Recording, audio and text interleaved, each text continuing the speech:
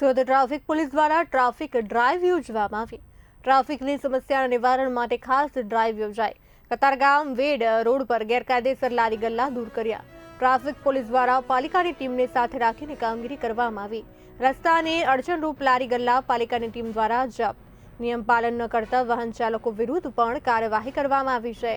પોલીસની કામગીરીને કારણે વેડ રોડ પર સમસ્યા નિવારણ। છેલ્લા ઘણા સમયથી લારી ગલ્લાનું દબાણ હોવાથી ટ્રાફિકની સમસ્યા સર્જાઈ રહી છે, તો ટ્રાફિક રસ્તા પર લોકો માટે માથાનો દુખાવો સમાન બની રહ્યું છે।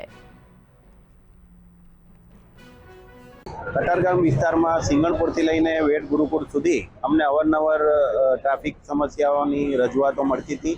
એમાં મુખ્ય કારણ એમાં જે લારી ગલ્લાવાળા હોય છે, તેમજ ફ્રૂટના ટેમ્પાવાળા, શાકભાજીવાળા વગેરે રોડ પર પોતાની ગાડીઓ અને લારીઓ ઊભી રાખી અને એને ખરીદી કરવા તેમજ નાસ્તો કરવા માટે કસ્ટમરો પણ પોતાનું વ્હીકલ લાવી અને આડેધડ પાર્ક કરી અને ટ્રાફિક જામ અને સમસ્યાઓ ઊભી કરતા હતા।